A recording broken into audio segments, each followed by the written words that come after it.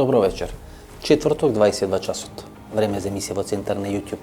Јас сум Васко Ефто, почитувани гледачи, вие сте на вистинското место. Зошто? Бидејќи во наредните 75 до 80 минути и вие и јас имаме право да знаеме вистината.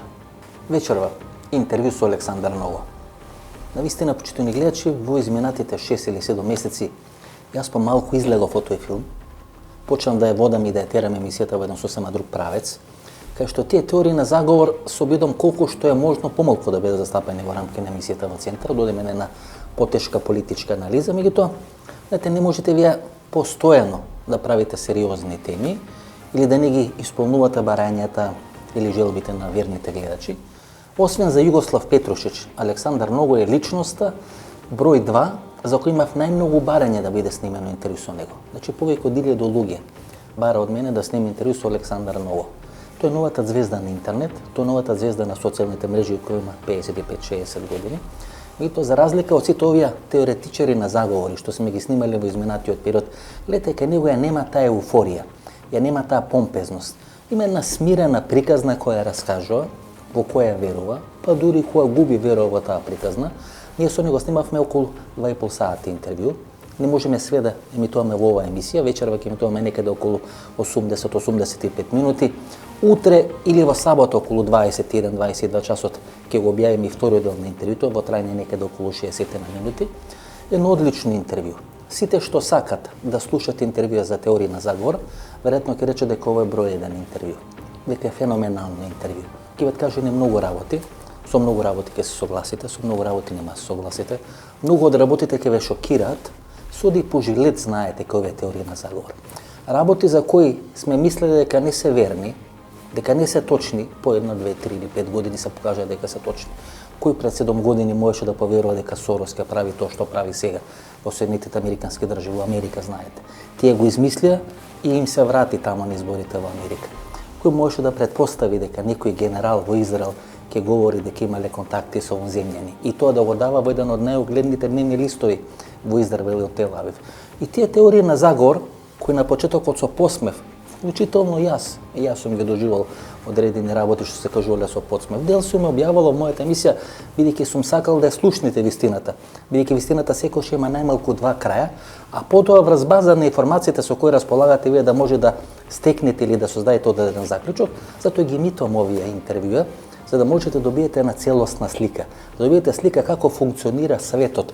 Светот функционира така како што вие го гледате, но светот функционира и така како што вие не успевате да го видите.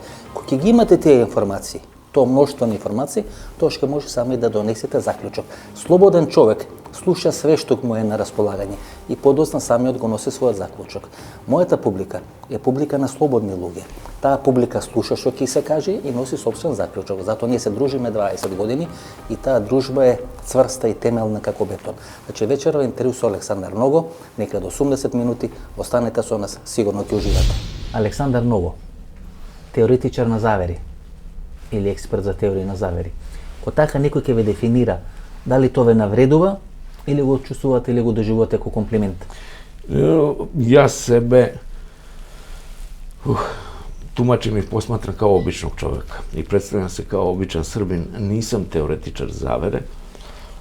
Не сматрам то ни за увреду, ни за неки комплимент. Jednostavno мислим да сам човек кој скупља информација из веома различитих извора и те информации само саоштава јавности, ништо више. Ние во Македонија, на пример, имаме израз самоника. Само нико растение. Да. Кое само никнува. Така и со вас. Одеднаш почнувате да правите бум на интернет. Ако да речеме до пред 3 или 4 години Миролју Петровиќ правеше бум на интернет, сега вие правите бум на интернет, 700.000, 1 милион прегледи на овие ваши видеа и така натаму и така натаму. Че сте многу популарен, интернет е на сосема друга публика, надвор од мејнстрим медиумите што се развива сега на Балканскиот полуостров. Вие сте и идол. Има 1000 луѓе кои бара интервју со вас. Јас себе тако не доживljавам. Луѓе ме препознају на улици, а то што сте рекли да сам самоникал, то ми прија, пошто коров е самоникал. Значи, ви сте така да, коров. Неуништиви е коров, јел? Или пиреј на македонски. Јесте. Имаме ми траву пирина се зове, неуништива, исто коровска трава. Ljudi me prepoznaju, čestitaju me, pozdravljaju me, meni je zbog toga veoma neprijatno i to me jako zbunjuje i plaši me. Iz prostog razloga što apsolutno se ne smatram značajnim ni po kakvom osnovu. Informacije koje ja saopštavam, koje ja pričam, nisu moje u smislu da sam ja nekim istraživačkim posebnim postupcima došao do tih informacija, nego jednostavno krećem se po mreži na sve strane, sakupljam, proveravam, kontrolišem, upoređujem, pravim neke paralele, izvodim neke zaključke i na osnovu toga formiram neki stav, neku priču, koja veoma često ima dosta manjkavosti, ima dosta promašenih nekih prognoza, ima dosta netačnosti. Jednostavno, ja nisam onaj koji kreira događaje. Ja sam neko ko samo stoji sa strane i sve to posmatra. Znači, spomenuo, da rečemo, postoji ovde u Srbiji posebno, kao što službite preko odredeni igrači plasirati svoje informacije. To je posebno u Srbiji, sepak to беше ex-Jugoslavija, ta беше голема држава со неколку нивоа на структури, на тајни служби и така натаму. И најчесто преку писатели. Разни писатели имат книги и книги напишани со информации од служби. На тој начин службите ги тестираат информациите или наоѓаат некој прозор, некој капиџи како тие информации кои во еден голем дел ќе станат вистините за 5 или за 10 години ќе бидат пласирани во јавноста. Јавноста ќе биде припремена за тоа што ќе случи. Вие не сте дел на тоа сценарио, колку што јас можам да видам, и вие тоа го правите сам. Еден голем дел на работите ги имате погодено, еден дел не ги имате погодено, меѓутоа како велат и во ЦИА проценки со 8 до 12% на точност се сметат за одлични резултати. И ако една ЦИА од своите анализи, своите проценки 8 до 12% вистините ги смета за одличен резултат, тога што ние обичните смртници да кажеме ако погодиме 60, 70 или 80%. Ако погодиме 100%, тоа ќе бидеме како Баба Вангија. Ке треба све да знаеме, тоа ќе бидеме видовити, а нема да бидеме аналитичари. Ja ne radim za službu nijednu i, nažalost, ja bih voleo da radim za službu. Но што ќе ви е тоа? Може ко Путин, може ко Путин ќе станете. Ne, da radim za moju državu da radim. Izvinite, ja znam nešto. Nešto što je upotrebljivo ili je neupotrebljivo. Ja bih vrlo rado nešto što znam rekao službi, dajte, obratite pažnju, ovaj posao možete da završite preko ovoga, možete ovo ne možete, ovo ne znam i tako dalje. I na tom nivou bih vrlo rado sarađivao sa njima jer bih pomagao svojoj državi. Upozorite ministra da ne uradi to, da ne ide tako i tako dalje.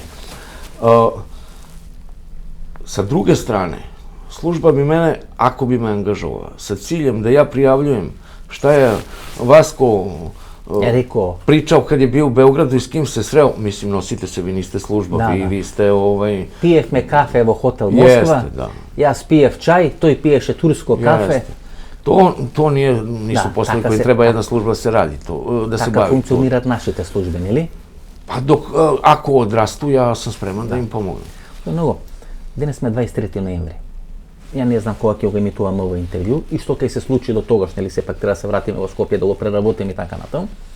Денес на 23 ноември вие се уште сметате дека Доналд Трамп победи на изборите и дека ќе биде еден председател на Америка. Мене тоа не ми е многу верно. Не ми е многу верно, меѓутоа би сакал да го слушнам вашето мислење и би сакал да полемизирам со вас. Не велам дека јас не сакам да биде Трамп. Да, ми е симпатичен, но сметам дека беа доволни 4 години за да направи нешто. Тој не направи тоа што го очекувавме ние, како некој слободарски свет и така натаму. Но ајде за почеток да дефинираме на што вие го темелите вашиот оптимизам и вашата проценка дека денес 23 ноември, кога цел свет освен Путин му честиташе победата на Бајден, дека се уште има шанси Трамп да биде председател. Prvo, Trump je pobedio. Trumpova ekipa je namestila zamku Bajdenovoj strani i oni su vrlo neoprezno uleteli u tu zamku. Mene ne iznenađuje da je Trump pobedio. Ne iznenađuje me da je ova druga strana pokušala da ukrade izbore, ali ono što me iznenađuje jeste da su to krajnje neoprezno i tako na jedan drzak i praktično vulgaran način krali te izbore. To je van svakog minimuma pristojnosti. Čak se nisu ni sakrivali u svojim mahinacijama, u svojim otimanjima. Jedan deo glasova su oni prepisivali Bajdenu, taj deo Trumpovih su prebacivali Bajdenu i taj deo glasova se utvrđuje i te glasove sada vraćaju onome kome pripadaju. Međutim, ogroman deo glasova koji je Trump dobio nisu nigde upisani, jednostavno su samo izmešteni i sa glasačkih mesta bačeni su, uništeni su.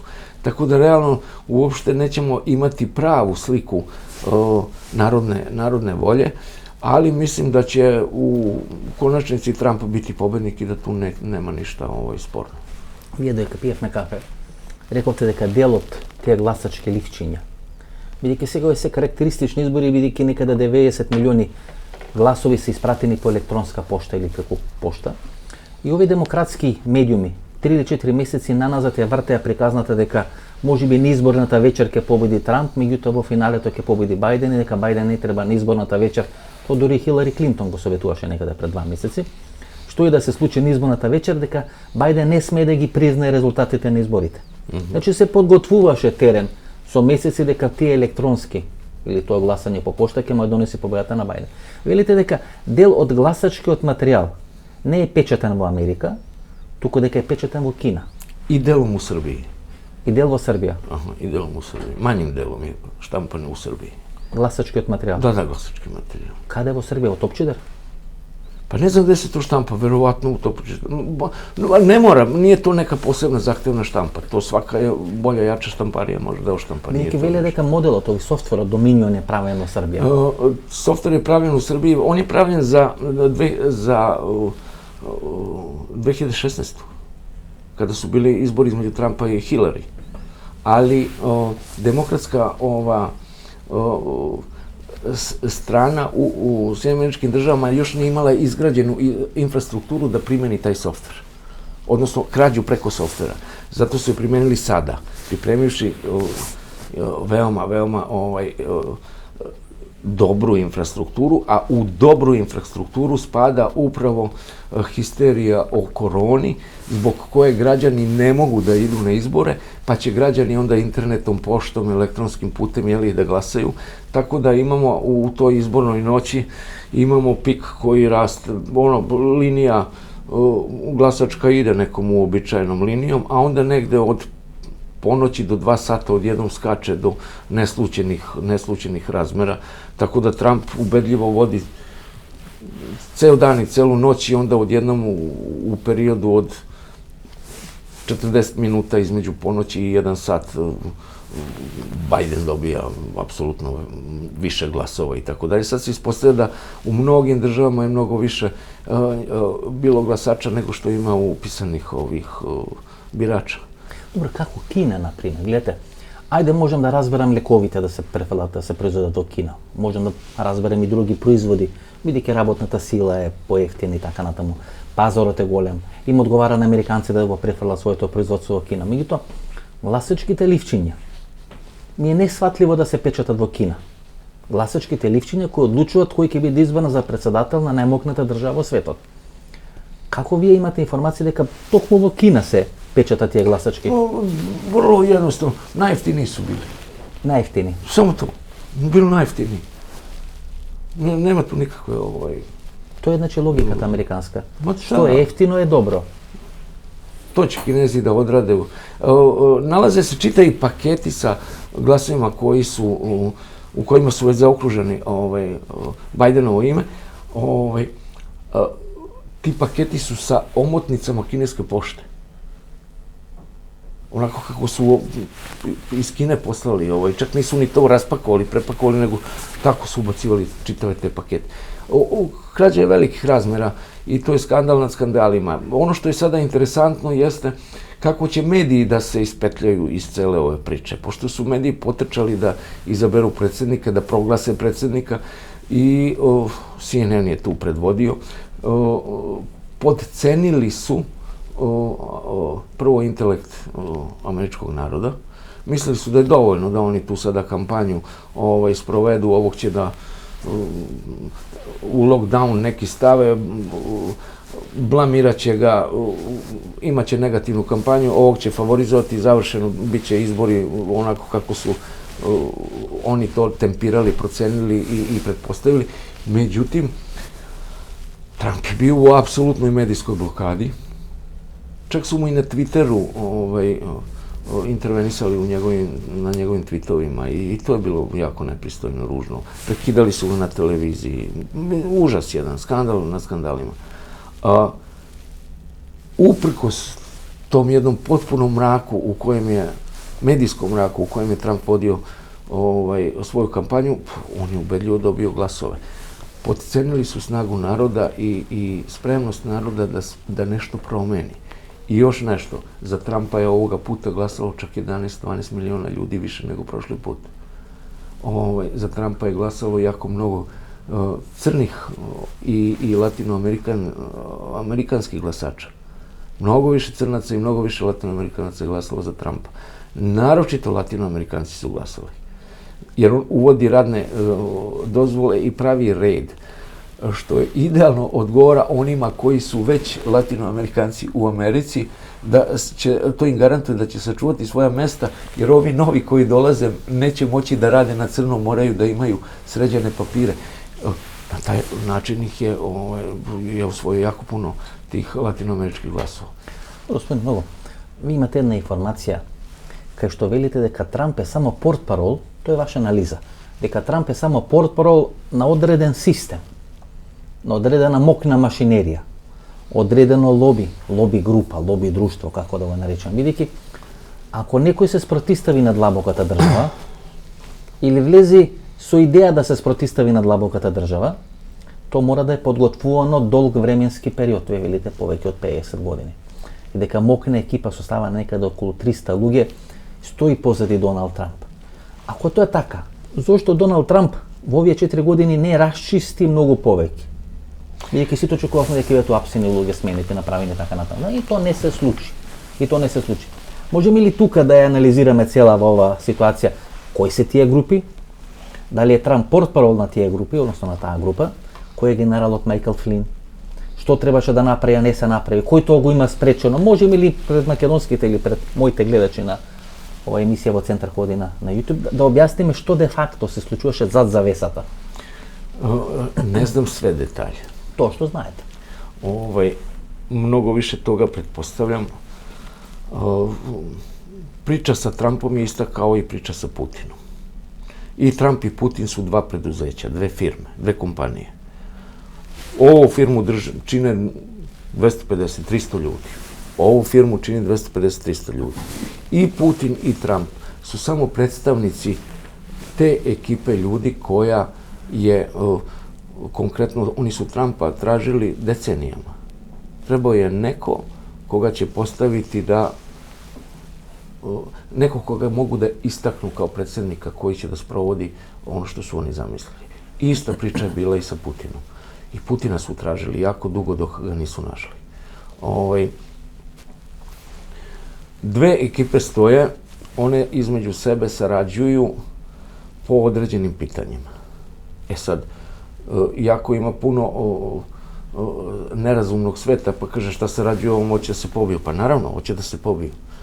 Po ovim pitanjima oni sarađuju. Oni razmenjuju informacije, pomažu jedni drugima i to je sve korektno. Po ovim pitanjima, oni su indiferentni jedni prema drugima, apsolutno interesi im se ne dodiruju i ne obraćaju pažnju jedni prema drugima. Po nekim trećim pitanjima, njihovi su interesi sukobljeni i po tom pitanjima oni su bukvalno na ivici oružanog sukoba. To smo videli u Siriji. Evo sad vidimo, slična tenzija se razvija i na Arktiku, gore na Severnom polu. Rusi su isprašili tamo neke norveške i američke neke vojnike koji su tu kao malo nešto zalutali, pa su, otko znam šta su radili. Uglavnom, postoje zone na kojima nema pregovora i u kojima nema dogovora. Koja je екипата на Трамп? Велите 300 луѓе. Koji se tija 300 ljudi? Vjerojatno nije gi znaje. Možda nije 300, možda je 250, ali ja pretpostavljam da je to neki aparat kad idete da osvojite recimo vlast u Sjedinjenim Američkim Državama, onda morate da imate bar jedno 250 do 300 ljudi koji će da pokrije minimum ovih nekih izvršnih funkcija da ih stavi pod kontrolu. Ono što je jedan od glavnih likova koji stoji iza Trumpa, to je general Michael Flynn.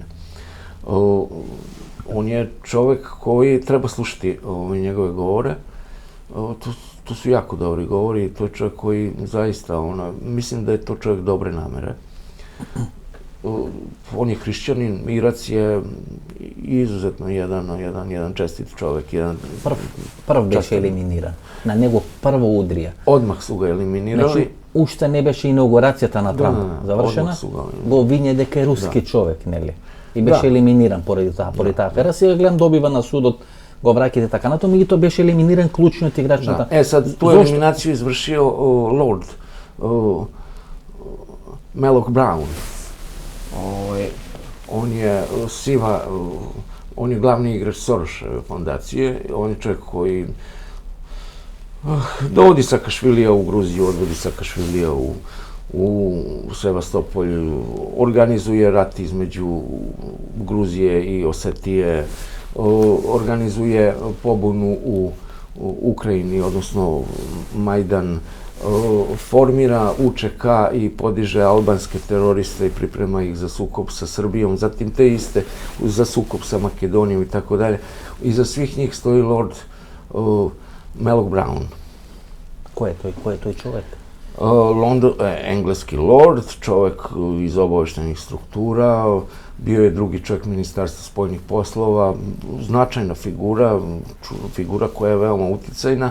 On je režirao kompletnu priču o Russia Gate, odnosno o smenjivanju generala Flynna. Čitava priča je bila usmerena na Trumpa.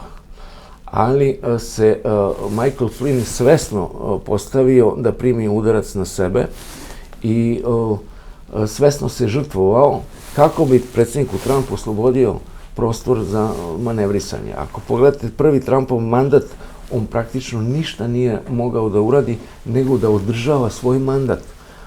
On se samo borio protiv medija, bukvalno kao osice su napadali ono što je antipropagandu imao Milošević, to nije ništa šta je imao Trump u sopstvenoj zemlji. Vremenom je pridobijao armijske strukture, obaveštene strukture, sada imam informaciju da je konačno celu vojsku stavio pod kontrolu i da kontroliše vojsku, tako da ne mogu se desiti nikakvi iznenadni ekskursi, nikakve iznenadne akcije za koje on nije znao, kao što se dešavalo ubistvo generala Sulejmanija, kao što se mislim, na 101 mestu slučajno američka vojska napravi neku diverziju, neki napad, neki cirkus, pa onda prebace Trumpu vruć krompir u ruke, ajde ti si vrhovni komandant, peglaj sad sve ovo, vadi ovo vruće kestenje iz vatre. Stalno su ga sabotirali na svakom koraku. Da bi se neko suprotstavio dubokoj državi, to je institucija koja se postavlja od 12. veka, možda i ranije. To je institucija koja skoro 1000 godina se ugrađuje, koja se zida, koja se formira, on ima strašno duboko korenje. Kada je 12. veka se formira? Ovo je Evropa, pretpostavljamo. Oni vode, duboku državu vodi takozvano crno plemstvo. To su porodice koje imaju neko nasledđe, da li je ono autentično ili je izmišljeno. Mi to sada teško utvrditi. Te porodice vode po tom nekom poreklu koje je izmišljeno ili je stvarno, iz Egipta, odnosno od vavilonskih žreca i sveštenika, pa preko Egipta, pa su onda došli u Rim, pa su u Rimu, preko katoličke crkve, okupljeni oko katoličke crkve kao duhovni stožer i tako dalje. Imaju u moderno doba su izgradili 3 centra moći. To je finansijski centar moći koji predstavlja londonski City, to je vojni centar moći koji predstavlja Washington DC, State Department, i to je duhovni centar moći koji predstavlja Vatikan. Tako da ta sila deluje na svim frontovima, i na finansijskom, i na vojnom, i na duhovnom, i tako dalje. Ova bitka koja se sada dešava, to je još uvijek bitka na duhovnom planu, na duhovnoj razini. Međutim, ona sve brže i sve više prelazi na fizički plan. I ovaj sukob koji sada izlazi na ulice u Americi, ovo što liči, što obećava neki građanski rat, je upravo polako pretapanje sukoba iz duhovnih dimenzija na fizički plan. Samo još jedno nešto ako dozvolite, ovo je vrlo važno. U celoj ovoj priči koja je vezana sa Trumpom ima jedna nepoznanica, znak pitanja stoji iznad toga zašto nisu obelodanjena hapšenja, zašto nismo gledali hapšenja.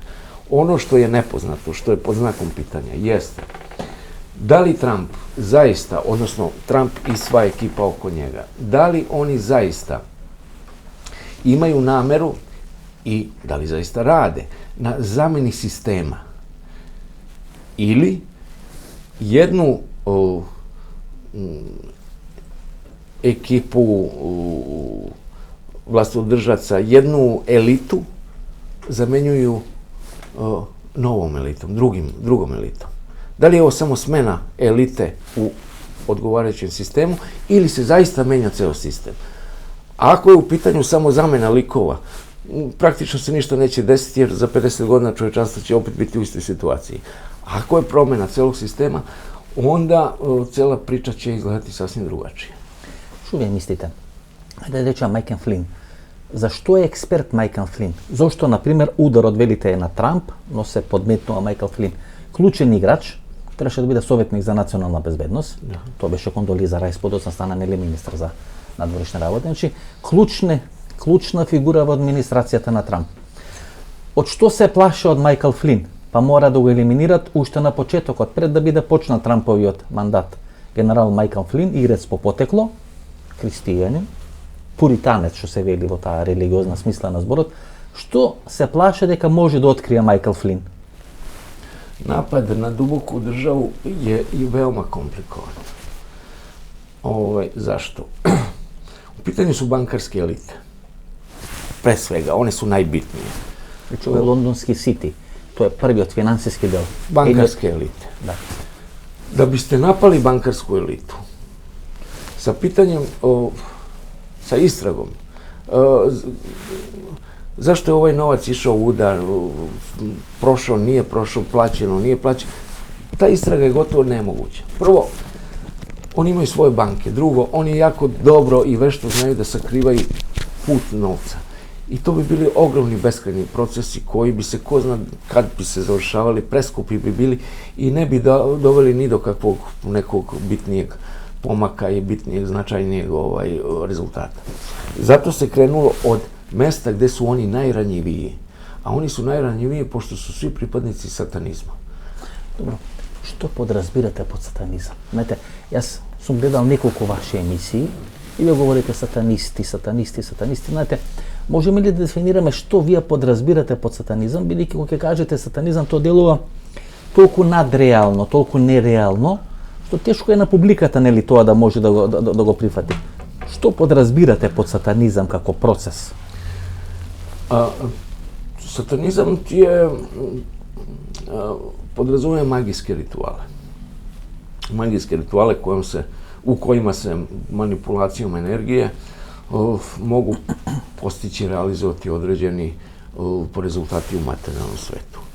Ja sam prisustvovao nekim takvim ritualima i to je pravi satanizam. On se tiče ili isceljenja, ili nekog proricanja sudbine, ili vrlo su vrlo su nedokazljivi, ali su praktično zaista potvrđuju se u praksi. Na drugoj strani imate kostimirani satanizam. To je jedan najobičniji cirkus ludaka koji pravda svoju psihopatologiju, svoje ludilo u krajnjoj liniji, svoju psihopatiju pravdaju nekakvim višim interesima. Mi služimo satani, to je viši interes, pa time opravdavamo sve ono što činimo, time nam je dozvoljeno da činimo to što činimo i tako dalje. Reč je o jednoj ekipi veoma ludih ljudi, veoma opasnih ljudi, koji nalaze izgovor, nalaze alibi u tome što sebe proglašavaju kakvim tajnim redovima, skrivenim organizacijama, oni rade ovo, oni rade ono i tako dalje. Međutim, to ludilo nije bez osnova, to ludilo je jako opasno. Naprimjer, mi služimo našem bogu Molohu, prinosimo mu, Moloh zahteva da mu se prinese ljudska žrtva, prinosimo mu ljudsku žrtvu. Vršimo neki obred. Ne mislite valjda da bi kostimirani Zuckerberg i Bill Gates i Madonna mogli da prizovu satanu ili Moloha ili ne znam nikoga. To je brod ludaka, svi imaju IQ 70 do 80, mislim, oni pojma nemaju ni o čemu, pa ni o tome u čemu se bave, međutim, oni prinose ljudsku žrtvu da udovolje Bogu Molohu. Jer kada to urade, onda će se on pojaviti, nagradit će ih za tu žrtvu koju su mu prineli, daće im večnu mladost, daće im bogatstvo, daće im moć, daće im slavu, daće im i tako dalje. I sad, sve to obavimo, da li se pojavio taj Lucifer, taj satana, taj naš zaštitnik? Pa nije se pojavio. Pa dobro, nije se pojavio, ali sljedeći put kad ponovimo, možda će se pojaviti. I onda od sljedećeg puta do sljedećeg puta, od sljedećeg puta do sljedećeg puta, iza njih ostaju leševi nevinih ljudi, nevine dece, da je to već više nepodnošljivo. Pri tome su svi korumpirani,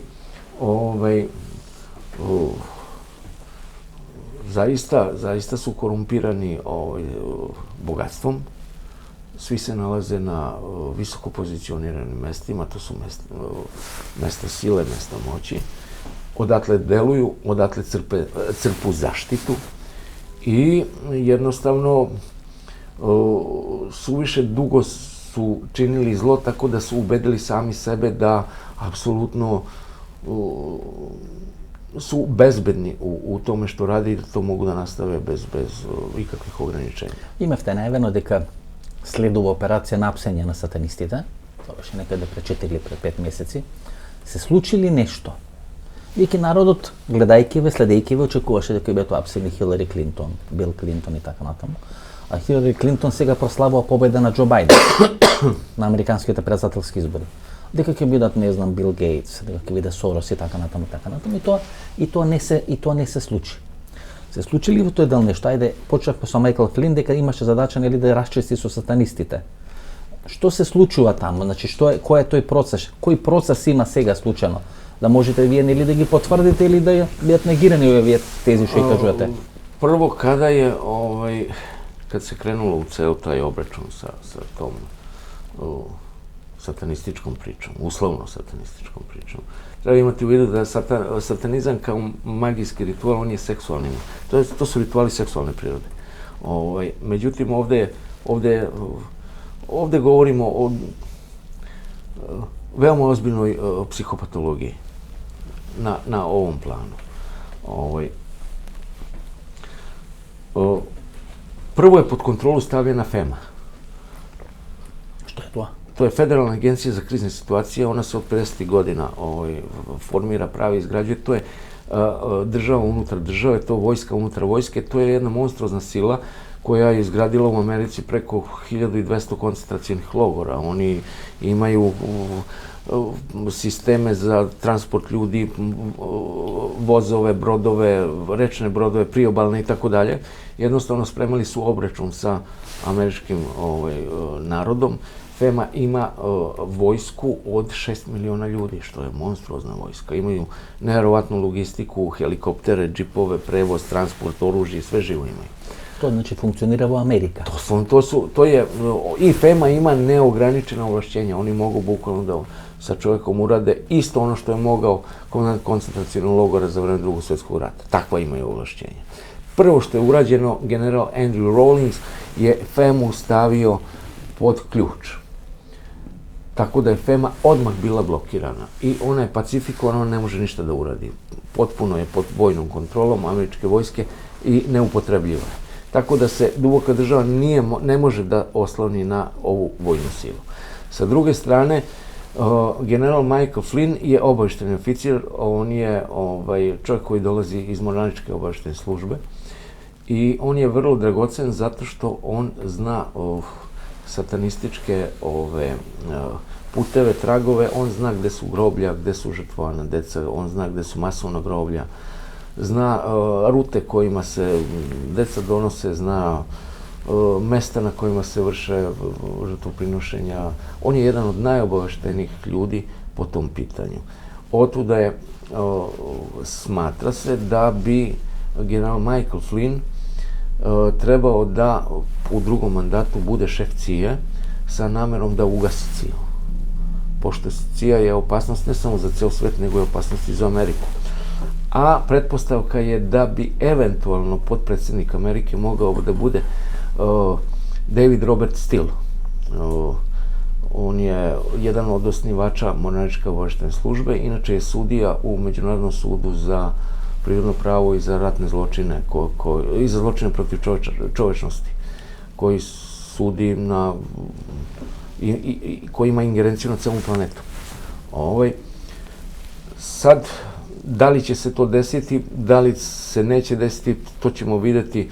Trump ipak pripada republikanskoj stranci, stranka ima svoje interese. Mislim, to je gomila interesa, gomila sukoba, gomila raznih zahteva, raznih ljudi. Sve to mora da se nekako... Dobro, gospodin Novo. Zašto Trump ne apseš ovo prvi od mandata? Ja sam vam poslao fotografiju sa flat radara za Guantanamo bazu od juče na mobilni telefon i mogli ste da vidite da je to haos od aviona, da je užasno veliki broj aviona koji tamo sleće, koji bukvalno svaki minut neki avion sleti ili uzleti, što znači da se jako veliki broj ljudi dovlači i skladišti u Guantanamo. Ovo je ta fotografija. To je ta fotografija. Ako možete da prebacite... Da, kao što ima stotici avioni. Da, ako možete da je prebacite ili pokažete... To je včera nekade 7 sata ili 19 časova. Tako nešto oko 19 časova. Ali to traje stalno. To je svaki dan. Znači se nosat do Guantanamo. Ljudi koji su zarobljeni. Imate jedna informacija da je 80 biskupi i kardinali na Rimokatoličkata crkva su uhapseni u ovoj period. Ne uhapšeni, oni su umrli od korone. Što je šifra da su likvidirani. Znači umreni od korona. Aha. Inače, Vatikan je pod jako velikim pritiskom. Sad dok je bio lockdown u Italiji, Vatikan je u tajnosti izmestio dragocenosti i neke važne tekstove na sigurno. I sad zamislite gde ih je izmestio? U Vijetnam. U Vijetnam? Da. Zašto? Ne znam, malo je čudno, pošto pored Vijetnama Vatikan ima Filipine, koji su katolička država. Kao što ima silne amerikanske baze. I mnogo je bezbednije. Ne, oni su u Vijetnamu. Što će reći da komunistička priča je zapravo priča koja dolazi iz Vatikana, pa jezuitska priča je komunistička priča, isto kao i nacistička priča, što je jezuitska priča. Iz iste kuhinje dolaze isti ti pokreti. Gospodin Novo, Trump najavi 2016. 2017. godina kad je apsi ako pobedi. Imaše najave da kad 2017. godina to treba se sluči, ne сега. Kod 2017. godina trebaše se sluči. Zašto ne se sluči? Što čekaše Trump? Veliki cijelot mehanizam, cijelot aparat beše podgotven da apsi. Što se sluči, koji može da ga spreči? Ima više nekih pretpostavki. Jedna kaže ovako. Bilo kakva upotreba sile i izvan zakonskih okvira mogla bi da bude zloupotrebljena od druge strane, koja bi to medijski ispratila tako da bi prikazala Trumpa kao tiranina koji je odlučio da uhapsi celu Sjedinjenu Američku Državu. i time bi on bio sprečen u svom poslu, a ne bi postigao Bog zna šta. Sa druge strane, osnovni princip je da ništa ne sme da izađe izvan okvira zakonitosti i legalnosti i sve mora da bude po zakonu. Jer ukoliko samo jedan proces ne bude sproveden zakonski ispravno, u tom slučaju Trump gubi legitimitet kao borac protiv te tamne, mračne priče. Koji go sprečuje Trump? Optužnice su objavljene javno i one mogu da se pročitaju na sajtu Pacer. Piše se pacer.us.gov. Ja mislim oko 200.000 optužnica tamo ima. I to su jako ozbiljne optužnice. To nije nikakva blogerska zafrkancija. To je zvanični sajt Ministarstva pravde Sjedinjenih Američkih Država. Mislim, nije neko zezanje. Tamo imate optužnice, tamo vam je i Bill Gates, i Tina Turner, i Bill Clinton, i ovaj, i onaj. Imate posebnu optužnicu protiv Googlea, protiv CNN-a, protiv Facebooka, protiv, ne znam, PayPala i imate posebno protiv Zuckerberga, protiv, ne znam, te Turnera, protiv, kako se zove, vlasnik PayPala, Jim Moss ili tako nekako.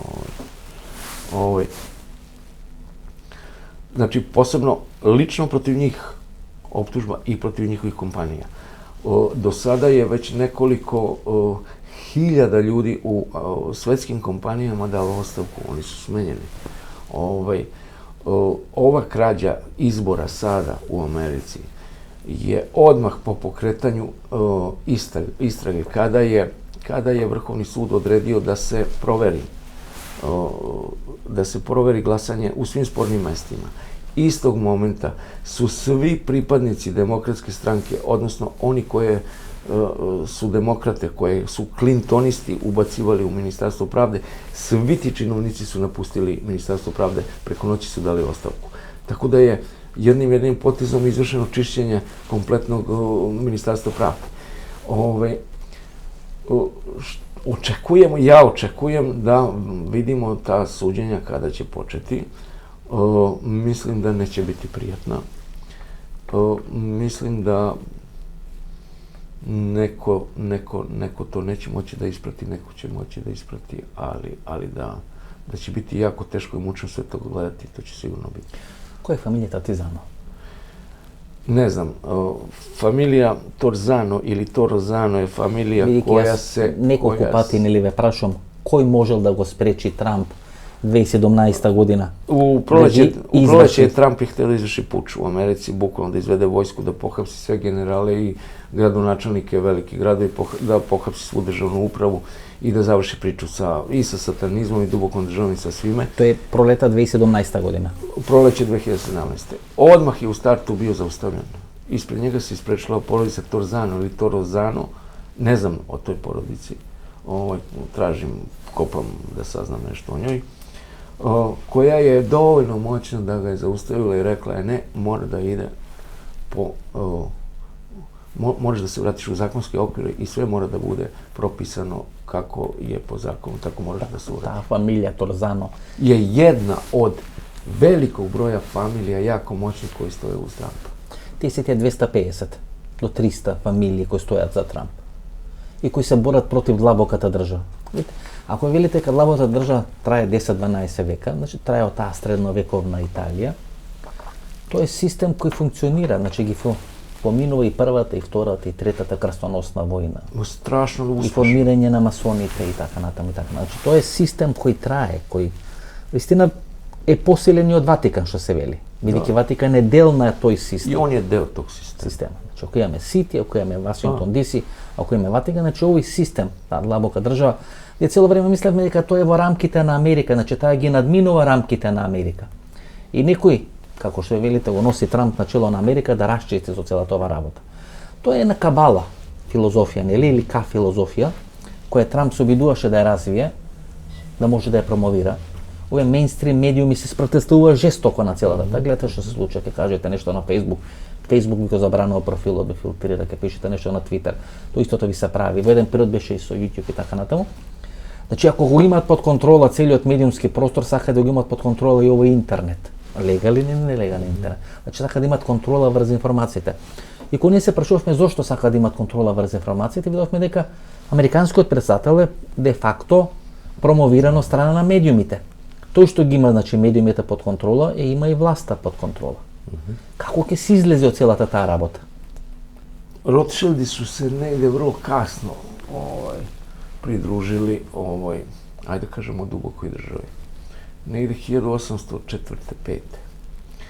I prvo što su preporučili jeste jedna jako mudra preporuka. Rekli su ovako: ukoliko ne budemo stavili pod kontrolu štampu, tad su to bili jedini mediji. Pišeni medijumi, da.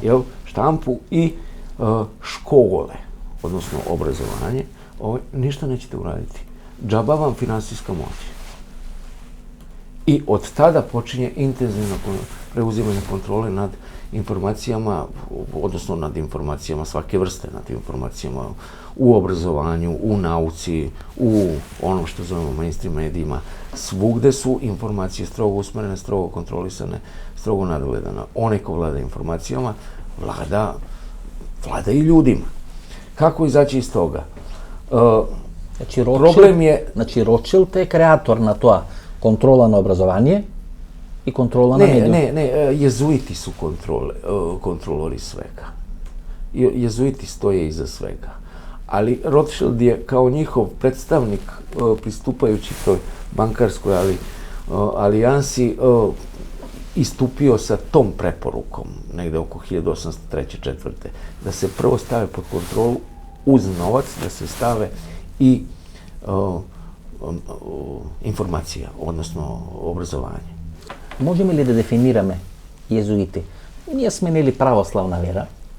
Многу малку знаеме за тоа што се случува во таа католичка вера и така натаму, иако нели сме блиски вери христијанството и поделено на два дела, најмалку на два дела. Језуитите ги имаме спомнато или ни се јават одредени траги кои станува збор за Ванчо Михајлов, го кријат во Ватикан, односно во Рим, после Втората светска војна. Помага дел на језуитите, еден голем дел на луѓе, дали се фашисти, дали се не знам шта си така натаму, да ги напуштат овие простори. Можеме ли малку повеќе за језуитите да кажеме? Се вели дека тие го контролираат папата, сега папата е од нивните редови. Значи овој што е папа е представник на таа групација на језуитите. Da, ovaj papa je sada izdao encikliku na grobu Franje Asiškog. Enciklika se zove Tutti Fratelli. Што тоа значи? Sva braća. Svo bratstvo. Папата е представник на тој језуитски ред, нели? Jako je simpatična ova enciklika. On preporučuje jedinu svetsku vladu, jedinu svetsku državu, jedan novac, znači sve ono što znamo kao agendu novog svetskog poretka, sa obrazloženjem da će sirotinja prestati da bude sirotinja, njoj će biti divno, idealno u tom novom svetu i tako dalje. On zapravo ima ulogu da anestezira sve ove brutalne i strašne akcije duboke države. A zapravo vrlo prosto pitanje, pa što to ne urade sada? Zašto sada sirotinju ne pomognu? Zašto je potrebno, da budu čipovani, da budu bez novca, da bi im bilo dobro i tako dalje. To su stari trikovi vatikanski. Inače, to je jako opasna ekipa ljudi. Jezuiti su vrlo jedna moćan red, jedna moćna institucija. Loyola ih je osnovao tamo negdje u 16. veku. 1550, evo koliko su moćni, 1551. godine je osnovan u Rimu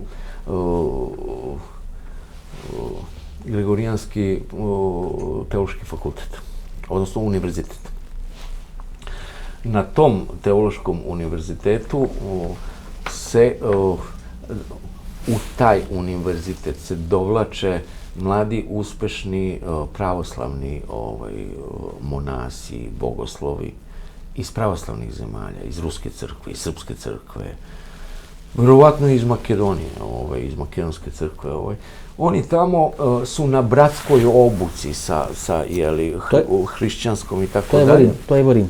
a zapravo šta prave? Oni od njih prave jezuite koje vraćaju u matične crkve i oni u pravoslavnim ili već kojim odorama, u mantijama nastavljaju da deluju, da funkcionišu kao jezuiti.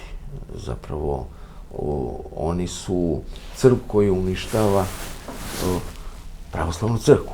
U Rusiji su svi oni okupljeni oko bivšeg monaha Gundjajeva, a to je ruski patrijarh Kiril danas.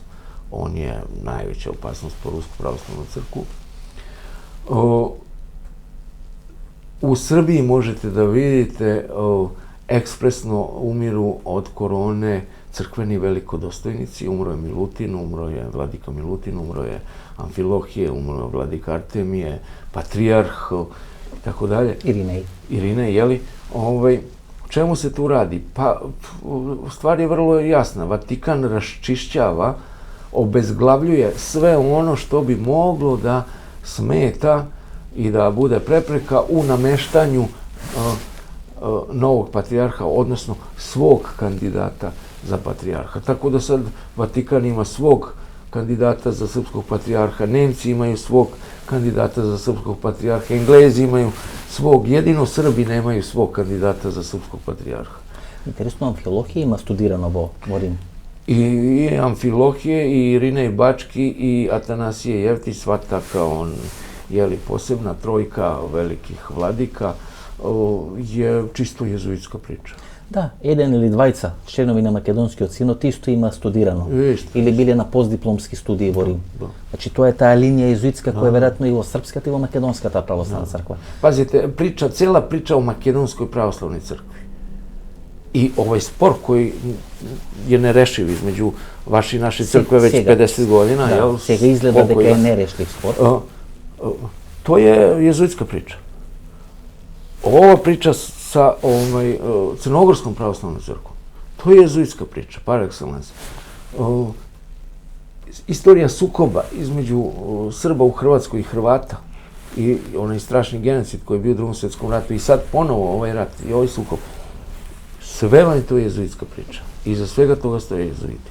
Meni je žao Hrvata što jadni nikako ne mogu da shvate da ih ovi maksimalno zloupotrebljavaju i da ih iz jedne bede i nesreće guraju u drugu bedu i nesreću i da se taj krug nikako ne završava. Mada vidim i u Hrvatskoj već se pojavljuju trezveni, razumni pogledi koji kažu dajte ljudi, ovo je već prevara, jako ozbiljna, već ne može se trpeti. Tije satanisti ili tije luge koji veruvat u satana, во ѓаволот и така натаму, добија простор и овде е Марина Абрамовиќ. Таа е на некој начин персонификација. Јас имав едно или две интервјуа со нејзиниот брат Велимир Вели Абрамовиќ. Многу информиран човек, има многу информации. Се гледа дека располага со многу информации. Тоа обичен човек не може да ги има тие информации. Многу врати му беа отворени. И тоа Марина Абрамовиќ беше персонификација на тој сатанизам тука на Балканскиот полуостров. Тие незини перформанси, тие незини уметнички перформанси, всушност нели асоцира на една сатанистичка структура која стои позади неа. Што е сега со Марина Абрамовиќ? Нема нешто во јавноста последниот период. Ја имам информација да е убиена у Гвантанамо. И она. И то врло скоро, пре можда информација е од скоро, од пре неколико неделја, али како да вам докажем, како да вам не могу да проверим то, знате. Имам ту информацију, па вам ја саопштавам под условом ставите знак питања, jer немам могуćност да вам покажем njeno тело. Во Белград имав интервју со господинот Абрамовиќ, вели дека е во болница, Велимир Абрамовиќ, може би е болен, беше минатиот пат, така имаше проблеми со говорот. Меѓутоа, ова дава некое објаснување. Дел на тие луѓе веќе се помалку присутни во јавноста. Како некој да им има речено дека треба да бидат отсутни од јавноста, да не се присутни во јавноста. Како ресет да се прави, како целата ова структура самата да го прави ресетот на одредени играчи. Еве гледате и Бил Гейтс дава одредени интервју, меѓутоа му се гледа крајот. Он е во некој, да речем во Сиетл, во некој дворец, живее во некој изолиран свет, во некој меур од сапуница кој тој сам го има креирано. Значи сите овие луѓе како да чекат нешто, како да чекат одреден знак. Кога може да се очекува тој конфликт I da li ovi izbori, Biden i Trump, može da biti inicijalna kapisla na jedno konečno raščistuvanje vo svijetot na tije dve strukturi? Imamo dve sukobljene strukture koje ni jednima se ne gube izbori. To mora da bude načisto. Ako Trump izgube izbore, oni će mu garant naći da, ne znam, 83. godine nije platio neki porez, pa će slučajno da ode zbog toga, dobit će kaznu zatvora od, ne znam, 17 mjeseci i gle vraga slučajno će da pogine u zatvoru. Mislim, oni mu neće oprostiti sve ovo i kaznit će ga. Pod bilo kojim izgovorom. Biden i ova ekipa također znaju, ako izgube izbore, oni moraju da idu na robiju. U satanizmu smo, u žrtvoprinošenju, u korupciji, u ne znam kakvim sve vrstama kriminala se ne nalaze. Tako da i jedna i druga strana je motivisana da pobedi. Jer ovo je više od izbora, ovdje su u pitanju glave. I to ne samo glave predstavnika, tu čitave ekipe gube glavu. Znači сега je Džandar zbira. Znači veke nema во ракавици играње. Да, да. Значи исто цето дојдено од тамо да тие што ќе изгубат. Значи не губат избори, туку губат живот. Да. Губат живење. Губат се она што е градено со векови. Значи овде нема место за двајцата или нема место. Овде си или полковник или покојник. Значи тоа сега се случува во Америка. Да. И тоа што ние го гледаме пресконференција на Трамп, пишување, Твитер, Бајден, прогласување победа Сијана и така натаму. Значи зад завесата се случува ова. Една вистинска битка кои ќе бидат покојници, кои ќе бидат полковници. Да. Jer je nepomiljivo. Nepomiljivo je. Jednostavno, cijela ta priča sa Marinom Abramović, sa Madonom, sa Ofrom Winfrey, sa već ne znam nijakako. Sad ta hollywoodski, taj glamur koji je satanističan, pripadnik tog nekog nazovi kostimiranog satanizma, ali su sve to zlikovci, pedofili, zločinci i tako dalje. Oni svi služe da skreću pažnju javnosti. Oni su nebitni. Nema šta imaš da hapsiš Hollywood. Pošalješ 4 autobusa i 20 policajaca, on uhapsi ceo Hollywood. Nije problem uhapsiti Hollywood. Problem je uhapsiti generala, bankara, sudiju. Jer ti ne znaš, ako uhapsiš ovog generala, ti ne znaš koje on ima ljude raspoređene u komandnoj strukturi, može da podigne puč, može da uradi, ko zna šta može da uradi. Dobro, sada da kažete дека таа мрежа je jako razgranata, jako duboko skrivena i mora jako oprezno da se... Много. Можеме ли да дефинираме, нели говориме за сатанисти, говориме за ритуали, говориме за педофили, но тоа нели да го објасниме со малку помеки зборови, да можат гледачите и да разберат, меѓутоа да не бидат ни констернирани од некоја жестина на зборовите. Што се ли да знаат, да разберат, но да не им предизвика чувство на гадење. Какви се тие нивни ритуали? Ви велите сте присуствувале? Ne, nisam tim ritualima prisustvovao, ne. Ja sam prisustvovao ritualima u seoske, bio sam dečak i to je kako se zove, seoska magija, to nema veze sa satanizmom. To je običan magijski ritual. Dobro. Какви се овие сатанистички ритуали? Tu nisam prisustvovao. Тоа веројатно сте читали, вие. Не сум слушал ваши интервјуи, тоа се грозни работи, нели што се кажува? Ja se ne bavim satanizmom. Ja se ne bavim ni pedofilijom. Me to ne zanima. Ja se bavim elitama, odnosno kriminalnom biografijom elita, crnom stranom vladajućih elita. A u toj crnoj strani se nalazi i satanistička dimenzija, i pedofilska dimenzija, i koruptivna, i Dobro. Svega ima. Ние сите знаевме дека тие крадат пари. Ovdje je bitna trgovina decom. Ovdje je to presudno. Zašto? Ja sam u suštini, mogu da vam kažem, ja sam završio svoju zamisao. I više nema potrebe da o tome pričam. Sudbina otete dece je veoma tragična. Deca se otimaju, u svetu nestaje oko 8 miliona dece godišnje. 8 miliona. To je zvanična cifra. Po nezvaničnoj cifri smatra se da nestaje između 15 i 17 miliona. To su deca bez papira, deca koja nemaju rodni list, koja ne postoje. To su znači deca koja nigde nisu registrovana. Deca iz Afrike, iz Azije, iz siromašnih latinoameričkih prostora. Sve zajedno kad skupite, to je negde oko 15 do 17 miliona dece nestaje. To nestajanje dece se dešava i u mojoj zemlji. Jeste, u Srbiji. Ja sam počeo da pričam priču kako to izgleda na svetskom nivou i polako sam vrlo stidljivo prebacivao, spominjao, nenametljivo, da slične stvari postoje i u našoj zemlji. Da bi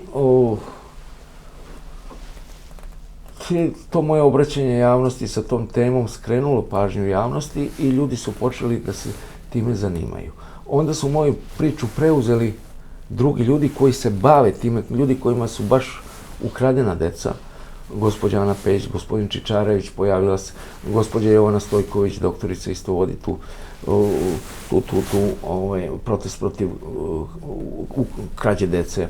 Tu je i Borojević, gospodin Saša Borojević, mislim da se tako zove. Jednostavno pojavili su se drugi koji su preuzeli tu priču i koji sada skreću državi stalnu pažnju na to da nešto nije u redu, da nešto nije kako treba. I ja sam zadovoljan. Grudva snega je gurnuta niz planinu i ona će sad samo da raste dok se ta priča ne završi, ona se neće zaustaviti. Ne može se zaustaviti jer nestalo dete. Ne možemo se pomiriti. 15 do 17 milioni djeca. Da. 15 do 17 milioni ovci da iščeznat je krupna brojka. Neko kad se praša zašto je to, zašto služi ili koja je pozadinata na to. Zašto bi iščeznali 15 do 17 milioni djeca? Što jesu tije djeca? Zašto služat? Zašto im trebat? Seksualno ropstvo, radno ropstvo i za proizvodnju adrenohroma. Što je to? Adrenohrom je droga koja se proizvodi od krvi adrenalizovanog deteta. Ovo strašno zvuči. Tak. Dosta grozno, neumorno. Za krađu organa, vi ste, ne znam, jeste čuli da su u Kraljevskoj bolnici u frižideru nađene 2 bebe. Koja je Kraljevska bolnica? Kraljeva bolnica u Kraljevu, u gradu Kraljevu. U frižideru bolničkom nađene su 2 bebe. I sad je tu kao skandal, ide neka sudska istraga i tako dalje. Sve to jako šareno, smešno, verovatno se sudski proces vodi da se cela stvar sakrije. Ja imam neke informacije koje nisu naime, izgleda da u bebama nema unutrašnjih organa i da bebe nemaju krvi. U telu beba nema ni krvi, ni unutrašnjih organa. To sada nisu 2 bebe koje su umrle. Pa smo ih privremeno stavili u frižider dok ih ne sahranimo. Ovo je sad sasvim drugačije, sasvim ozbiljnija priča koja bi morala da odvodi celu istragu u potpuno drugom pravcu. To se radi u Makedoniji, to se radi u Hrvatskoj, to se radi u Srbiji, to se radi u Bosni. Svugde nestaju deca. Da se voznemiruo čovjek koji sluša ove ravote. Naprimjer, izbjegnov da ve prašam. Izbjegnov ove sad vremena ili razgovaram, izbjegnov da ve prašam i ne bih siguran kako ja možem to da go podnesem. Znate, možemo da govorimo za Trump, možemo da govorimo za Biden, možemo da govorimo za sve što, ne li. No kako je dojde da govorimo za deca, 15 do 17. Ova priča je toliko mučna i grozna. Da, ovo je teška prikladna što se veli. Da, osnovno, no pa i gledači ti ima pravo da znat, ne li? Ne velam deka je to sve točno, može bi ne, no ne dobro da je slušna to vaša prikazna, posebno ova vaša analiza na djecata 15-17 milijuna. Spomna to odredena formana droga, ne li što se dobiva od djecata, odredena ili od djecata. Zašto im služi ta? Zašto je koristat? Imate li nekoj kult da rečime da se večno mladi ili ne znam. Sad probam nekoja logika da najdem. Znate, na bole num teško vi možete logika da najdete. Imate, ako možete pogledati moj film, zove se Ćutanja duše. Ovo što mi ga pratite, tako? Jeste. Ako ste zainteresovani, vi slobodno to prevedite ili postavite na neki makedonski sajt, ja apsolutno nikakvih obaveza prema meni nemate. Može li kratko da mi objasnite zašto stano zbor? Izbegavam da vam to pričam. To je priča o Belom Zeki. To je priča o Belom Zeki kojeg juri Alisa, pa Zeka padne u rupu, pa Alisa padne zajedno sa Zekom u rupu, zapravo to je ta satanistička rupa. Adrenohrom je droga koja se dobija od krvi adrenalizovanog deteta. To je C9H9NO3, mislim da je takva hemijska formula. On grafički, kada se ta hemijska formula nacrta i malo se ispravi, izgleda kao beli zec, kao zec. Hemijska formula adrenohroma izgleda kao zec. To vam je Playboy. Šta je simbol Playboya? Zajad. Beli zec, tako. Da. Šta je Alisa, koga juri Alisa? Beli zeka, tako. Adrenohrom se dobija adrenalizacijom deteta koje je do pubertetske starosti. Znači, deca do 12 do 13 godina. Da bi se adrenalizovalo dete, potrebno ga je zverski, monstruozno mučiti, mrcvariti satima i satima, nekada to traje i danima. Deca se siluju, deca se prebijaju, da bi se njihova krv zasitila adrenalinom. Taj adrenalin mučitelji znaju u kom trenutku se to radi na osnovu zenica koje se sad, ne sjećam se da li se zenice ili ekstremno otvore ili zatvore, ali preko oka znaju kad je trenutak da se detetu vadi krv i vade mu krv. Nekada mu izvade određenu količinu krvi pa drže to dete da se čitav postupak ponovi, nekada mu izvuku svu krv iz njega. Usput se obavezno, ako izvlače svu krv, onda vade i žlezdu koja se zove epifiza. Ona se vadi tako što se zaseca iza uha lobanja da se ne povredi, da se previše ne povredi mozak. Vadi se epifiza, ali se sa epifizom vadi i hipofiza. Epifiza je amrat, odnosno hrana bogova. Epifiza je zasićena hormonima i ona je neprocenjivo blago, inače ona liči na šišarku ili liči na oraščić. Zato se u pedofilskoj kodnoj terminologiji to zove sos od oraha. Ako se pomeša epifiza sa adrenalizovanom krvi, onda se dobija adrenohrom koji se stabilizuje, mislim da se zove karbiaminidaza. To je sredstvo koje se ubacuje da se stabilizuje narkodroga. Adrenohrom košta oko 1.500 do košta od $1.500.000 do $2 miliona gram. 1 kilogram adrenohroma, posljednja cena, košta $2 milijarde, sada je cena mnogo veća, zato što je korona zaustavila transport, nema ljudi, nema dece, ne možeš tako lako dete nabaviti, ti vampiri su podivljali, oni su očajni i deca se otimaju na svakom koraku, bukvalno se otimaju majci iz ruke na ulici. Neću nikoga da plašim, ali upozoravam upozoravam makedonsku javnost, ne ostavljate svoju decu bez nadzora, naročito malu decu. Uvek se izabiraju deca do pubertetske starosti, zato što je užas i patnja deteta 1000 puta veća nego užas i patnja odraslog čoveka. Odnosno, dete za 2 sata može da proizvede adrenalina u krvi koliko čovek za 8 meseci. I to je razlog zašto se kidiše na decu, zašto deca nestaju. Još jedna jako simpatičan detalj u celoj ovoj priči, a neka naši gledalci razmisle, najstariji prvi spomenik u krugu Vatikana s polja koji se vidi, znate koji je? Ne. To je spomenik šišarke u čaši, što nije ništa drugo nego spomenik adrenohromu, odnosno epifiziji, odnosno lucifersko satansko ruganje svojim vernicima i svim ljudima koji dođu u Vatikan, pred Vatikan. Се плашам да ви го постам прашањето за корона, бидејќи не знам какви ќе бидат реакциите. Какви бидат реакциите и во Србија и во Македонија. 23 ноември нели го снимам ова интервју. Повеќе од 6000 заразени има на дневна основа во Србија. Во Македонија некаде 1000 до 1500 заразени, од 20 до 40 умираат секој ден. И ви имате една шокантна теорија за короната, знаете, и се плашам дека ако ја спомениме или анализираме таа теорија, дека еден голем дел од јавноста ќе почне да се однесува можеби многу послободарски околу целото тоа прашање, а тоа ако предизвика еден или двајца заразени повеќе, то човек тешко може да си го дозволи, знаете, бидејќи емисиите не служат за да вие наметните одредени, тези говорам за моите емисии, нели, за да ги олабавите луѓето тука, да ги држите будни, да бидат предпазливи, да се брана, за да се чуват и себе си, своите фамилии и така натаму. Но не би бил новинар ако не ве прашам, без разлика дали се согласувам со вас или не согласувам, и тоа јавност или еден дел на гледачите кои веруваат во тие ваши теории, реални или теории на заговор, не е битно, имат право да ја знаат вистината без разлика дали јас се согласувам со тоа, што по вас е короната. 9 месеци ние во Европа живееме со баукот на короната.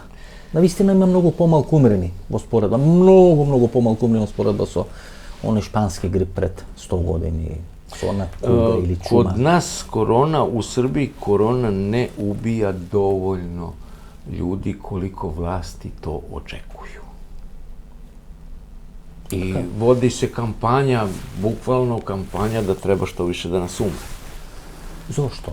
Da bi se lakše narod vakcinisao, zato što su kupili vakcine, kupovinom vakcina dobili su provizije, imaju neki sitni mali interes koji je krajnje neinteligentan, ali da činjenica da od korone ne umire dovoljno ljudi jeste činjenica da država malo pomaže koroni da bi bilo više mrtvih.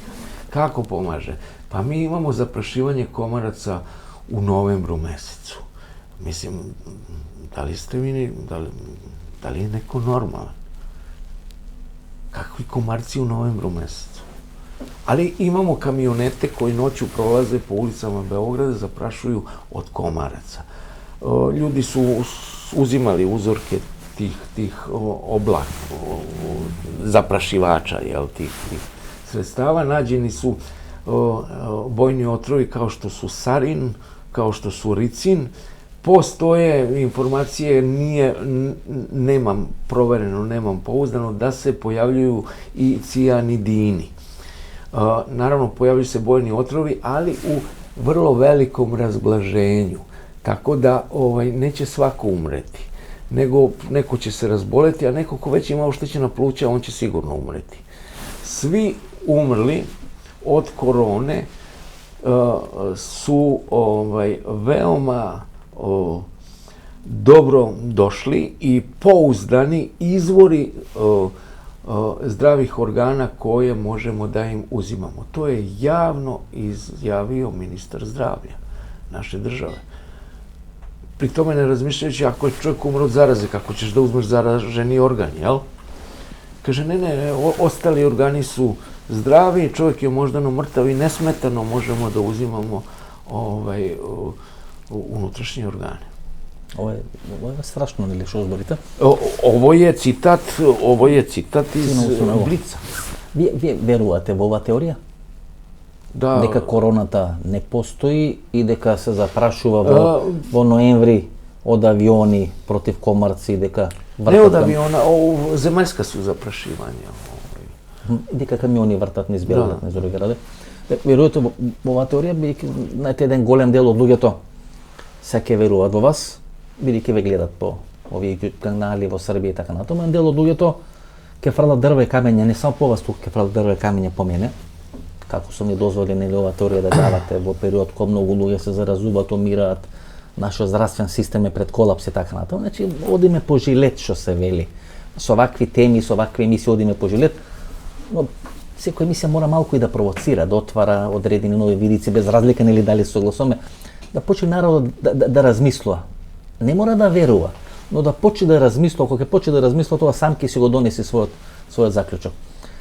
Проектот Корона, според вас, од каде потекнува? Јас гледав една или две епизоди на еден, како да го наречиме, кинески документарен игран серијал, кај што може да се презентира кинеската верзија, тоа е VTU. Кинеската верзија како е короната настаната, тела дека тоа некаде октомври месец минатата година за време нови американски или нови светски спортски игри, дека тоа е направено преку еден трговски центар во Вухан преку одредени тестери за мирис, дека тоа е така направено, тоа е значи кинеската верзија која треба да се спротивстави на американската верзија. Но би сакал да го слушам вашето мислење, или да не говорам јас, би сакал да го слушам вашето мислење, како вие го дефинирате проектот Корона? Vrlo jednostavno. Korona ima za cilj da stavi celu planetu u lockdown. On se zatvori celu planetu, da uništi sve nacionalne ekonomije. Posle toga sve države odlaze na šalter Svetske banke, Međunarodnog monetarnog fonda i prose neki kredit da prehrane narod, da pokrenu poljoprivredu, da im funkcioniše zdravstvo, da im funkcioniše, ne znam, najelementarnije stvari u državi. Tog momenta bankari daju kredite, ali i ispostavljaju spisak želja koje morate da ispunite. Vi, Makedonci, dobit ćete pare za kredit da kupite seme, ali morate da kupite genetski modifikovano seme koje ćemo mi prodati. Vi, Srbiji, vi ćete dobiti pare za poljoprivredu da kupite seme, ali morate čipujete stanovništvo, morate da primite ovu vakcinu, morate ovaj ustupak, vi Hrvati, ovaj vi Mađari, ovaj vi Rumuni, i tako dalje. Znači, ti luge se takvi monstrumi, znači, ako govorite, neli, ako ti luge mislat samo na parite, mislat kako da zarabotat poveke pari, дека проектот од корона всушност е како некој допинг тие луѓе да заработат повеќе пари. Гледате, цел свет е веќе 9 или 12-13 месеци во еден карантин, во еден очај, во една паника и така натаму. Тоа може само монструозно, ако е тоа проект, на еден биолошки проект, на биолошка војна, тоа може само некој монструозен мозок да го смисли, да го направи. Тоа се банкарите по вас, или тоа е ова длабока држава, или тоа е Кина, или тоа е Русија? Кој е мозокот што тоа може? Што се тиче конкретно короне, Кина е оклеветена. Вирус е направен на друго место, однешен и пуштен у Ухан да би Кина била крива. И да би тоа бил кинески вирус. Тако да Кину не треба за тоа оптуживати и осуđivati. Кина je kriva pa u 1001 osnovu druge vrste. Ali za ovu koronu nije fair optuživati. Vi verujete... Što se tiče ove priče, vi imate problem isti kao i ja. Imate pogrešnu percepciju. Kako bi definirali ta pogrešna percepcija? Gledate stvari iz perspektive svoje normalne ljudskosti. Vi ste normalan čovjek koji je porodičan, koji živi pristojno, koji se pristojno obhodi, pristojno tako dalje. Srećete se sa svetom u kojem, pazite, u tom svetu, vaši moralni obziri, odnosno naši, tamo ne važe. Naše viđenje stvari, gledanje na novac, tamo ne važi. Novac je za njih alatka. Alatka kojom kontrolišu moć, proizvode moć. Oni prikupljaju novac ne da bi bili bogati. Njima bogatstvo ne treba. Oni uzimaju novac, recimo ja sam jedan od tih evo, najlepši primjer. Ja sam neki bankar, recimo satanista, dolazim u Crnu Goru, dolazim u Makedoniju i sve pare Makedoncima ću da uzmem. Ali ja već imam dovoljno para. To što bih pokupio od te makedonske sirotinje, to meni ništa ne znači. Ja to moram da im uzmem. Zašto? Pa ne trebaju meni makedonske pare da ja budem bogat, nego da Makedonci budu siromašni. Meni je potrebna njihova patnja, njihova nesreća, njihova dezorijantisanost, njihova potpuna dovođenje u bezuslovnu situaciju. Zato ja koristim novac protiv Makedonaca, protiv Srba, protiv Hrvata, protiv onih, protiv Amerikanaca, protiv... Ne treba meni novac zbog mog bogatstva, nego mi treba zbog svog siromaštva. Okrenite situaciju. Ne razmišljaju na isti način. Imamo pogrešnu percepciju. Meni je jako dugo trebalo vremena da uvek sam imao to pitanje. Kakav je to svet? Ето, господине, много. Јас, значи, сум гледал како умират луѓе во авионска несреќа на Палер во Македонија 1993 година. Сум известувал од Босна, од војната 2001 година во Македонија и така натаму. Сум гледал многу работи. С 15 минути во интервјуто имам проблем како да се сконцентрирам, бидејќи сум вознемирен од приказната за децата. 15 до 17 милиона. Или човек тука се опостава прашањето кој болен ум и мозок може така да функционира. Не е проблем ако тие болни умови тоа го прават во некое село во Америка, во Русија или во Кина. Ние не би имале проблем со нив. Тие не комуницираат со нас, ние не комуницираме со нив и така натаму.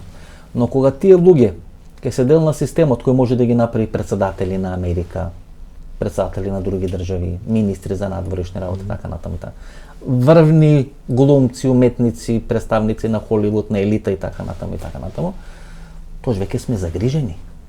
Ако е тоа точно. Загрижени сме бидејќи нема лимит за болен ум, за алчен човек, за расипана жена и така натаму. Да.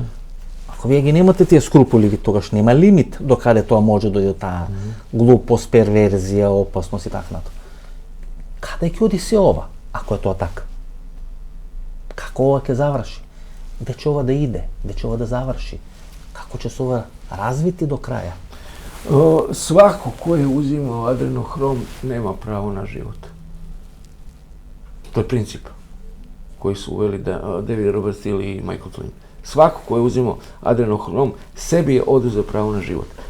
Oko tih stvari nema pogađanja, oko tih stvari nema praštanja, oko tih stvari nema dogovaranja. Oni nude samo dve opcije. Da izabere časnu smrt, da izvrši samoubistvo, i bit će umro od korone. Njegova biografija neće imati tamnu mrlju. To je ponuđeno u George Bushu starijem i on je tako završio. Ili će biti suđen i javno će biti obelodanjena cijela njegova biografija. Ta javna suđenja sada čekamo. Ako pobedi Trump. Ako pobedi Trump. Da li će se, kad će se, ja sam očekivao da će biti početkom juna, nije se desilo. Očekivao sam da to iskoristi u predizborne aktivnosti, čisto da mu to pomogne u kampanji. Jer pazite, ubijeno dete je dete. Ono je dete i po nacionalnosti i po političkoj opredeljenosti. Po sve. I po rasi i po čemu god hoćete. Dete je dete. Dete je dete. Nema demokratsko dete, republikansko i tako dalje.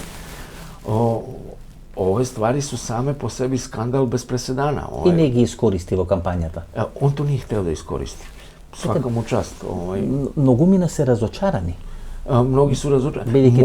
Možda će очекувањата беа преголеми. Možda će sada da se nešto desi po tom pitanju. Па и самиот беше заразен. Bio je zarazan 3 dana. Bio je zarazan 3 dana i ozdravio. Не, повеќе беше. Гледате, Колку ми? знаете, кога анализирате луѓе на корона, првата манифестација не е мирис вкус, туку слабеат луѓето. И ако гледате првата дебата помеѓу Бајден и Трамп е таму ослабен. И секој кој се разбира во таа работа, кога има проучувано моделот на корона, гледа дека тој е всушност заразен со корона пред да јави, пред да оди во болница, уште за време на дебатата со Џо Бајден. Ова е само некоја манифестација на целата таа работа, малце спектакл кој се правеше така натаму, па еве нели во еден холивудски манир оздраве за 3 дена и ќе го спаси светот. Тој реално боледуваше некои 10-15 дена, бидејќи се гледаше, беше поспор, помлитав, мислата не му течеше многу брзо и така натаму и така натаму. Значи беше заразен од корона. Не веруваше во корона, но на крај беше заразен од корона и неговата сопруга, и неговиот помал син, сега најстариот син заразен од корона и така натаму, и нифли ќе им судат. И нифли шифрата корона ќе им пресуди. Ja mislim da će svima engleski kralj i kraljica su bolesni od korone i nalaze se u karantinu. Ali već nekoliko meseci. Od maja i juna meseca. Да, принцот Чарлс најави во март месец. Па некаде крај на март, почеток на април беше и премиерот. Ali mi ne vidimo ni kralja ni kraljicu. Ni Elizabetu ni Filipa. Čak ne znamo ni da li su živi. Šta više, princeza Ana je čuvar prestola. Što vrlo čudno, mislim, ima neko pre nje koji bi mogao da bude čuvar prestola. I zašto čuvar prestola? Kad imamo kralja i kraljicu, jel? Дури имаше пуштена одредена информација спин дека принцот Чарлс ќе абдицира и дека ќе реализира својата долгогодишна желба да оди во Италија, во Тоскана и да се бави со градинарство и со земјоделство. Zašto sad to ne može da radi? A zašto pre 10 godina? Ili pre 10 godina? Ili pre 5 godina? I zašto u Toskanu? To može da radi bilo gde. Pa Toskana je, Italija je. Sedište to na tije 12-15 familiji, na crno toplenstvo, na familiji koji nije negi znajeme. Da. Jedna od tije familije, što vidite, go ima sprečeno Trump da ga napravi tije apsenje i tako natamo. Znači, Italija je ta država. Ima luge neli koji velat, sitovije zemljotresi, poplavi, nestreki koji se čuvat u Italiji, to je karma, to je neka karmička reakcija, povrzonost, plakanje na nekoj karmički dolgovi za Vatikan i sve ono što Italijani ti tije crno plenstvo familije go pravili izmenatite vekovi. Pazite ovako, u Americi izbori mogu da krenu i na drugu stranu u smislu da demokratska strana, je li ova strana duboke države, krene u očajnički potez, a to je izazivanje građanskog rata. Sad, oni nemaju tu silu koja bi učestvovala u tom građanskom ratu. Oni imaju Antifu, imaju taj Black Lives Matter, imaju tu neke određene strukture koje oni finansiraju. No nema to na fama, što velite vi, na početok od koje finansiraju, ali većina naroda je ovamo, mnogo je veća sila na drugoj strani, tako da taj građanski rat ne bi trajao nešto ni predugo, niti bi imao nekih velikih žrtava. Ali što kažete, karmička neka pravda bi trebala da se tu desi, jer ta sila, od kako postoji, ona maltretira ceo svet, mislim na Sjedinjene Američke Države, odnosno na Ameriku. Ta sila je nastala u genocidu, u uništavanju Indijanaca, u zatečenog stanovništva. Ona im je otela zemlju, pobili su ih, ne znam šta nisu radili. Ta sila je obnovila ropstvo, posle 1800 godina su obnovili ropstvo, i to antičko ropstvo. Počinju crnce da dovlače iz Afrike i tako dalje. Mada su prvi robovi bili Irci, što je interesantno. Prve robove na Sjedinjenim Američkim Državama su Englezi prodavali su Irci, što je vrlo Robovite se ga vlade, a su Amerika. Da. Vo navodnicima. Kasnije su izabrani i Obama, i delno ta irsko lobi, Kennedy, tako na to. Znači, tije što bili prvi robovi Irci, ima predsedatelji. Pa čak i Trump je irskog porekla. Da. Trump je Ima dve verzije, jedno to neka je germansko, jedno to neka je irsko poreklo. On je u toj hijerarhiji jako se visoko nalazi u tim posebnim ezoterijskim porodicama. On je, njegova majka je iz škotskog klana MacLeod. Majka na Donald Trump. Ona se zove Ana Marija MacLeod Trump. Znači, u ezoterijski te strukturi... Jako visoka, daleko više iznad porodice Windsor, iznad kraljice, iznad kralja. Ovo ne su go znali. Ovo je interesna informacija. Da, pa sjećate se one fotografije kada Trump okreće leđa kraljici i odlazi, a ona za njim trči kao kuća. Bila je fotografija ta pre 2-3 mjeseca, pa su onda svi mediji objasnili kako je Trump nevaspitan i nekulturan, kraljici se ne okreće leđa. Nije on nevaspitan i nekulturan. On je preuzeo sva kraljevska ovlašćenja od engleske kraljice. On to može da uradi zato što je potomak MacLeod, što je hijerarhijski više iznad Windsora. To ne znači Trump neće biti kralj. To ne znači da će se kralj služiti tim kraljevskim ovlašćenjima. Bitno je kraljici i kralju oduzeti ta ovlašćenja.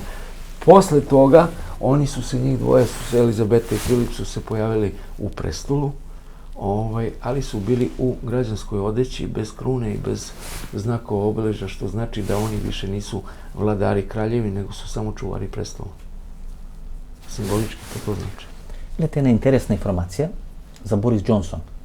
Najavio дека откога прележа еднаш корона, а нели веле дека короната создава имунитет најмалку една година, некој веле дури трајно дека создава имунитет, се објави информација дека Борис Джонсон бил во контакт со заразен со корона и дека повторно ќе оди 2 недели во самоизолација.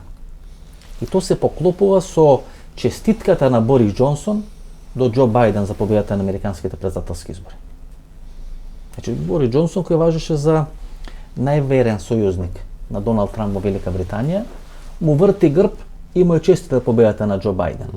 А А на тоа претходни нели најава дека Борис Џонсон ќе заврши во изолација, бидејќи имал контакт со заразен од корона. Како тоа да го дефинираме? Како тоа да го објасниме? Џонсон е био на разговорима, он мора да испоручи принца Ендрија, сина, брата Чарлсов, сина Кралицата Елизабета. Кралица Елизабета, младши сина, кој е јако дубоко увучен у педофилске злочини. Заедно некоја индиректна линија со Бил Клинтон. Заедно са Епштейном, са Клинтоновима, он е био инвентор на Епштейновом острову. Тамо силово деца, што ние ради, мислим, розот. Значи, тоа е сериозна приказна. Вел. Америка тражи негово изручење за крвична дела, злочини против човечности, педофили, не знам веќе како е тамо на територија Сјединених Америчких држава. Vrlo ozbiljno. Bilo je pokušaja nekakve nagodbe da se to, međutim, odbačeni su bilo kakve nagodbe. Princ Andrew ima angažovane 2 kancelarije, najveće, najmoćnije britanske kancelarije koje se bave samo ekstradicijama, što je jako interesantno. Pre 5 godina niste mogli ni zamisliti da bi neko mogao da prozove princa, bilo kojeg princa, vladajuće kuće, a sada imate situaciju da on juri za advokatskom pomoću i da sprečava svoju ekstradiciju. Međutim, Boris Johnson je trebao da ga isporuči. Tu je bilo nekih dogovora. Verovatno Boris Johnson nije pristajao, pa su ga ubedili. To bio je bolestan od korone, pa je ozdravio, znači da je pristao da sarađuje. A onda je odjednom, verovatno sada koristi interregnum, što se ne zna ko će biti predsjednik, pa za sada ništa ne radi.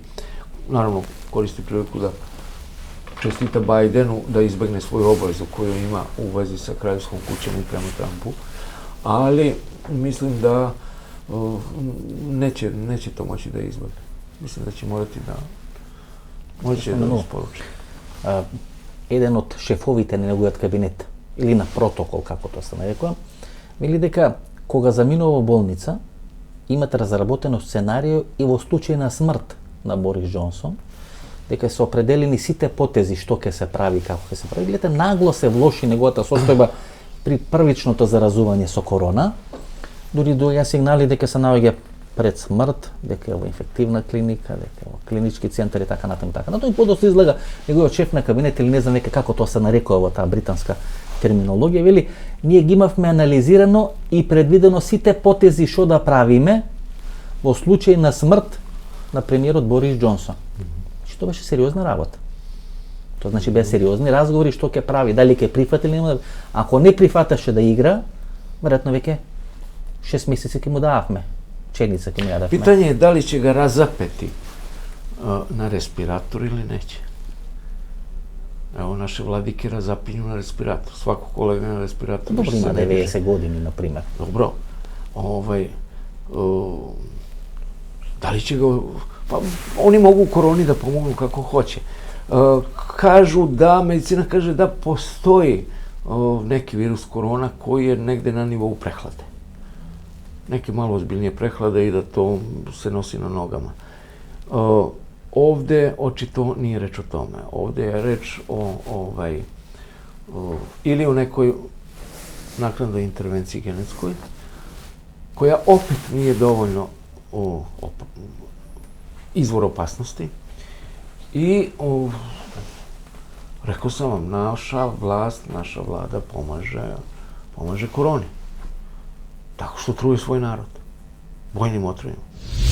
И како ми велат од дома, ќе најави 60 минути и потом мисли дека трае 75 минути. Сега најавивме 75 минути, траеше некаде повеќе од 90 минути. Се надам дека го задржавме вашето внимание, беше одлично интервју. Не остана уште 60 минути интервјуот со господинот Ново. Нема да ги иметуваме во недела во 22 часот, ќе иметуваме утре петок во 22 часот или во сабота во 22 часот. Тоа се 60 минути, а во недела во 22 часот ќе имаме нова емисија, предпоследна емисија во центар за ова календарска 2020 година. Заборев на почетокот да им честитам католички Божик на сите тие што слават. Многу среќа, многу здравје, многу успех да ви се освари све што ќе сакате. Тешка беше ова 2020 година, стана нека 2021 година ќе биде многу подобра. бидејќи полошо и не може да биде. Значи, до недела во 22 часот, пријатно вечер Македонија, каде да си, но не го заборавите. Утре или во сабота, вториот дел на интервјуто со господинот Александар Ново. Значи, редовна емисија недела 22 часот и вонредна емисија или продолжение на интервјуто со господинот Ново, утре или во сабота во 22 часот. Пријатно вечер Македонија, каде да си.